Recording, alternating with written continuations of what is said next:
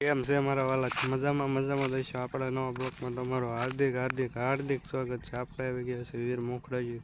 તો તમે પણ દાદાના દર્શન કરી અને પાવન ધન્ય અનુભવો. જય મોખરાજી દાદા લખવાનું ભૂલતા નહીં. દાદાનું મંદિર જોઈ લો, તમે પણ દર્શન કરી લો. જય મોખરાજી દાદા લખવાનું ભૂલતા. દાદાના દર્શન કરી અને તમને પણ વિશાળ બેસવા માટેના બાકડા પણ આયોજિત કરેલા છે. દાદાના દર્શન મંદિરની સામે એક્ઝેક્ટ સામે આ દાદા મંદિર છે અને અહીંયા વિશાળ બાકડાનું રેન્જ કરેલી. આ દાદાની મૂર્તિ અહીંયા શોભે છે અને જેને દાન દીધેલું છે તેનું નામ પણ લખેલા છે. તો તમે દાન દીધું તો કોમેન્ટમાં જરીક જય મોખરાજી દાદા લખવાનું ભૂલતા નહીં. અને આ અમારા કુળના વીર પુરુષ છે. પાછળમાં વિષ્ણુના દાદાનું બહુ મસ્તનું મૂર્તિ બનાવેલી છે એક્ઝેક્ટ મંદિરની સામે. તો તમે પણ આવો તો તમે જણાવજો કે તમે આ મૂર્તિ જોયેલી છે કે નહીં. મંદિર શેનું બનવાનું છે જરીક કોમેન્ટમાં જણાવજો. અને તમને ખબર હોય તો જરીક લાઈક શેર અને સબસ્ક્રાઈબ કરવાનું ભૂલતા નહીં. આ મંદિરમાં પગથિયા ચડતા પહેલા મુરલીધર મહારાજ અને પચ્છે ગામના ઈષ્ટદેવ અને આમાં ગોહિલ કુળના ઈષ્ટદેવ શ્રી મુરલીધર મહારાજનું મંદિર પણ આવેલું છે.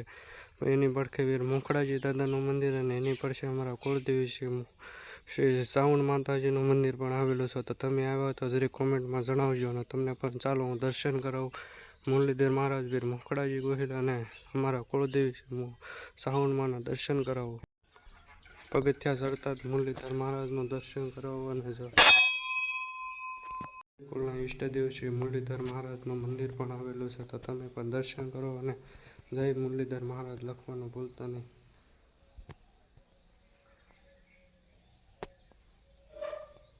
ચાલો આપણે દર્શન કરીએ છીએ મુરલીધર મહારાજના.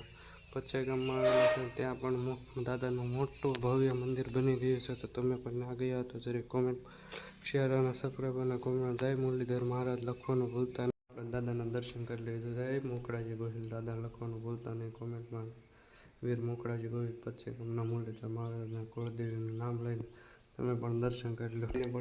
તેની પડખે આપણા કુળદેવી અને દાદાની ખાંભી છે. તો દરેક કોમેન્ટમાં જણાવજો. કેમ કે આપણને વિડીયો ઉતારતા સરખું નથી આવડતું. આ તો દાદાની દિયા છે અહીંયા લાવવાની બાકી આપણી.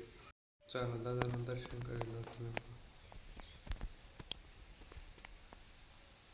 કુળદેવી માતાજીના દર્શન કરવા જઈ રહ્યા છે. તો તમે પણ જઈ માતાજીના દર્શન કરવાનું. સકલી બનીને આપણને દર્શન આપી દીધા છે. તો અમને દર્શન હોય તો અમારા કુળના કુળદેવી માતાજી જે ચોટીલામાં બિરાજે છે. તમારા કયા કુળદેવી માતાજી છે જરી કોમેન્ટમાં જણાવજો. અને લાઈક શેર અને સબસ્ક્રાઈબ કરવાનું ભૂલતા નહીં. જય સાઉન્ડમાં મંદિરની એક્ઝેક્ટ સામે દરિયાનો નજારો તમે જોઈ લો. આ દરિયાની પડખે નદી આવેલી છે જેને વીર મોખરાજી નદી તરીકે ઓળખવામાં આવે છે.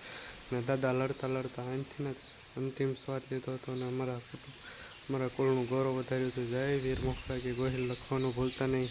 વીર મોખરાજી ગોહિલના દર્શન કરી લો. જે મુરલીધર મહારાજ અને અમારા કુળદેવી શ્રી સાવણ માતાજીના દર્શન કરી લો. લાઈક શેર અને સબસ્ક્રાઈબ કરવાનું ભૂલતા નહીં. દાદાનું ડુંગરા પર મંદિર છે જેમાં કેટલા પગથિયા છે જરીક જણાવજો. અને કોમેન્ટમાં જય વીર મોખરાજી દાદાના મંદિરમાં કેટલા પગથિયા છે જરીક જણાવજો. અને કોમેન્ટમાં જય વીર મોખરાજી ગોહિલ લખવાનું ભૂલતા નહીં.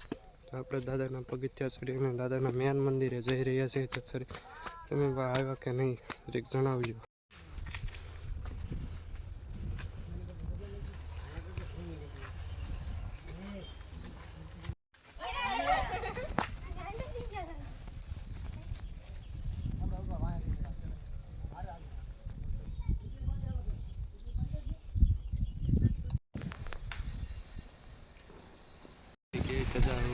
રોડી લાગે છે તરીકે કોમેન્ટમાં જણાવો.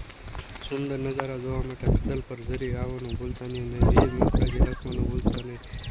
જે વીર પુરુષ હતા અને આજે પણ દરિયામાં એનું નામના ડંકા વાગે છે. દરિયામાં હાલવું હોય તો વીર મોખરાજી જય મોખરાજી રાખવાનું.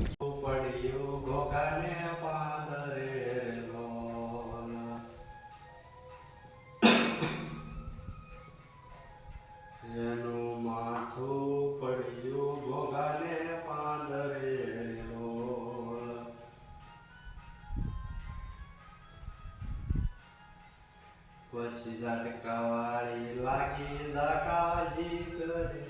ઝટકાવાળી લાગી ઝાકાજી કરે. આલ્યો છે ગોહિલ મોખડો રે લો. મરવા આલ્યો છે ગોહિલ મોખડો